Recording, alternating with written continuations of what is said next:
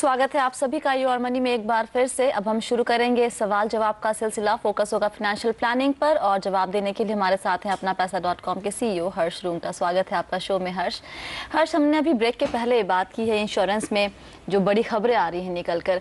किसी भी सेक्टर में अगर आपके पैसे से जुड़ी वो चीज़ है, अगर कोई बड़ी खबर आती है, चाहे वो म्यूचुअल फंड हो चाहे फिर इंश्योरेंस हो, तो क्या ऐसी खबर के आने के बाद आप ये सलाह देंगे किसी को भी कि अपनी पूरी प्लानिंग, फाइनेंशियल प्लानिंग को एक बार रिव्यू करो और देखो कहीं पे कुछ बदलाव करने की जरूरत है या नहीं? सबसे पहली बात है कि फाइनेंशियल प्लानिंग का मतलब ही वो वन टाइम एक्टिविटी होती ही नहीं है। चाहे कोई रेगुलेटरी चेंज आए ना आए, आपकी जिंदगी में तो चेंज आते हैं। जी। तो फाइनेंशियल प्लानिंग का एक हिस्सा रिव्यू एंड रीप्लानिंग होता ही है।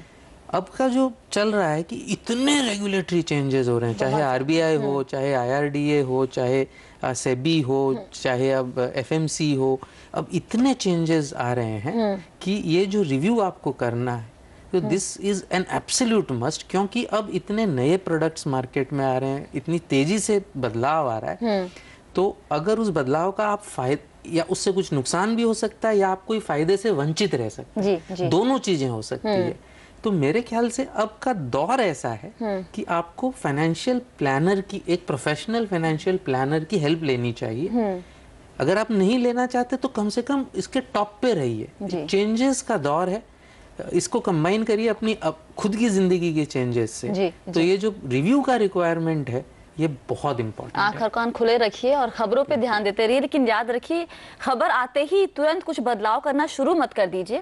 आप पहले वेट कीजिए, पहले कंफर्म में गाइडलाइंस आ जाए। अभी सिर्फ ये बातें हो रही है कि चेंजेस होंगे, अभी हुए नहीं है, तो इंतजार कीजिए। जब वो हो जाते हैं, जब उनके ऊपर गाइडलाइंस आ जाती है, उसके बाद ही अपने पोर्टफोलियो में, अपने पूरी प्लानिंग में कुछ बदलाव अगर करने की जरूरत है तो जरूर कीजिए।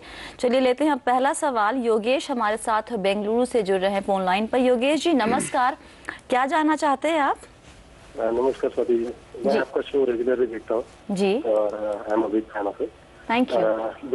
Basically I sell my whole portfolio including insurance and even mutual fund investment. जी।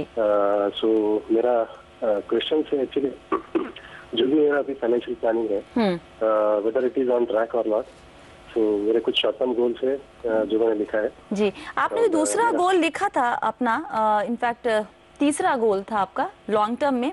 22 साल में आप विश्व भ्रमण के लिए और स्लैश दूसरे घर, मतलब आपकी दोनों करना चाहते हैं या फिर दोनों में से कोई एक करना चाहते हैं? दोनों में से एक ही कुछ तो दोनों में से एक करना चाहते हैं। इन्वेस्टमेंट वोंट बी सफिशिएंट अच्छा for this, so at least one of this should be achieve. चलिए, ये बात जरूर कहूँ मैं कि इनकी जो प्लानिंग है बहुत ट्रैक पर है और बहुत सुलझी हुई प्लानिंग है। बहुत ज्यादा खिचड़ी नहीं बनाई इन्होंने और बहुत प्यार से इन्होंने हर गोल के लिए, और गोल भी बहुत इनके क्लियर है, बहुत डिफाइन, प्यार से इन्होंने डिफाइन किया हुआ है। ये बताइए कि कहीं कुछ कमी अगर है तो क्या है और क्या बदलाव करने की जरूरत है? तो सबसे पहले तो योगेश जी कॉन्ग्रेचुलेशंस। अगर आप कोई फाइनेंशियल प्लानर को यूज़ कर रहे हैं तो उनको भी कॉन्ग्रेचुलेशंस, और अगर नहीं कर रहे हैं तो आपको बहुत ज़्यादा कॉन्ग्रेचुलेशंस, बिकॉज इतना साफ सुथरा प्लान, कोई टॉक्सिक प्रोडक्ट आपके इसमें नहीं है। तो बहुत ही, और 34 के आप हो गए हैं, अच्छी आपकी इनकम है, उसके हिसाब से जो आपका पोर्टफोलियो है और जो आपकी प्लानिंग है बहुत ही अच्छी है।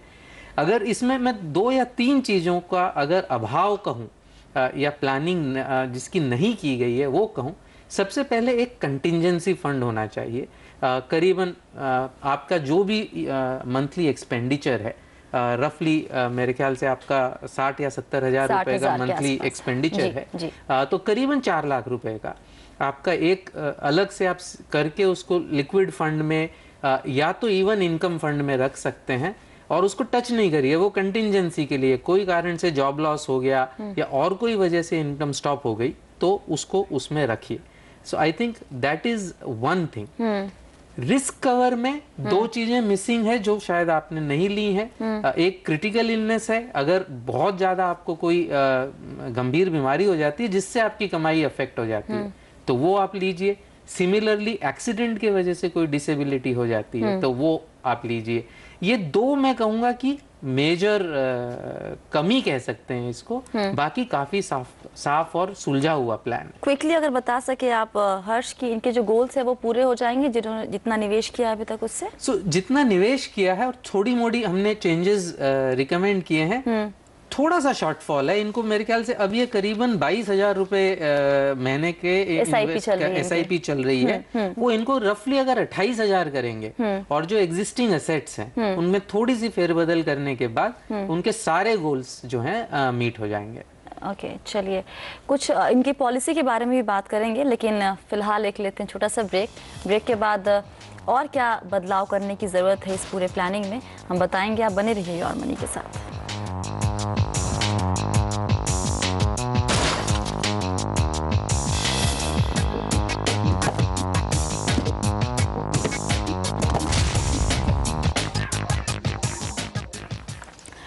योर मनी में आपका एक बार फिर से स्वागत है। फोकस है फाइनेंशियल प्लानिंग पर, सवालों के जवाब दे रहे हैं हर्ष रूंगटा। ब्रेक के पहले हम बात कर रहे थे योगेश से। उनकी प्लानिंग तो बहुत अच्छी है ओवरऑल, लेकिन कुछ सवाल है उनके मन में। इनके पोर्टफोलियो में मतलब इंश्योरेंस को अगर देखें तो टर्म प्लान भी है, लेकिन उसके साथ एक जीवन रेखा, कोटक स्मार्ट एडवांटेज प्लान, दो प्लान ऐसे भी है जो इन्होंने इंश्योरेंस कम इन्वेस्टमेंट के तौर पे शायद रखा हुआ था। जानना चाहते हैं कि कोटक स्मार्ट एडवांटेज को बंद करके उतनी रकम किसी मतलब SIP में डाल दे तो ज़्यादा बेहतर नहीं होगा? तो एक्चुअली जो कोटक स्मार्ट एडवांटेज है उसमें अगर आप रिटर्न्स देखें, चार्जेस आपके लग गए बट वो तो ऑलरेडी गए।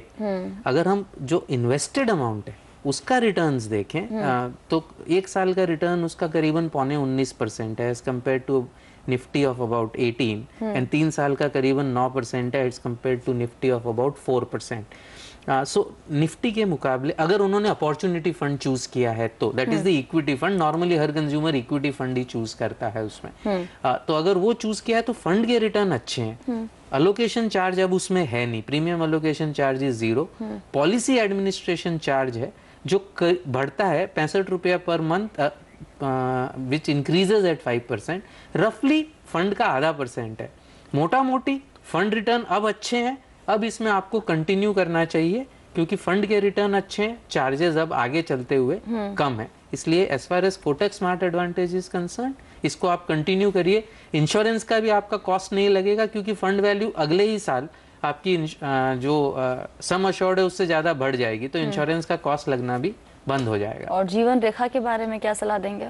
जीवन रेखा तो उनकी वाइफ का प्लान है। तो पहली बात अब कि उनकी वाइफ अब काम नहीं कर रही है तो उनके लिए इंश्योरेंस वैसे भी वो वेस्ट है। और अगर उसको सिर्फ निवेश की दृष्टि से भी देखें तो आज का सरेंडर वैल्यू, फ्यूचर की जो प्रीमियम देंगे वो, और एस्टिमेटेड मैच्योरिटी वैल्यू उसका अगर रिटर्न निकालें तो आज भी 5% के आसपास पड़ रहा है। अच्छा, तो ये plan it does not make sense, आपको तुरंत सरेंडर कर देना चाहिए। ओके, तो आपको हमने बताया योगेश जी कि क्या क्या बदलाव करने की ज़रूरत है। आपके गोल्स पूरे हो जाएंगे, थोड़ी सी रकम SIP की आपको बढ़ाने की ज़रूरत है, लेकिन साथ में पहले एक इमरजेंसी फंड ज़रूर क्रिएट कीजिए। और जो प्लान्स आपको लग रहा है जैसे जीवन रेखा वो आप बंद कर सकते हैं। कोटक स्मार्ट एडवांटेज हर्ष की सलाह इसको जारी रखने में ही फ़ायदा है। और एक क्विकली ये एक टूर या तो ही चाहते हैं विश्व भ्रमण के लिए या फिर दूसरा घर खरीदना, इन दोनों गोल में से आप क्या सलाह देंगे कि किस गोल को ये परस्यू करें और किसे साइड कर दें? मुझे लगता है दूसरा घर खरीदना एनी डे इज बेटर। खैर गोल कौन सा हो ये तो कस्टमर कंज्यूमर क्लाइंट डिसाइड करेगा।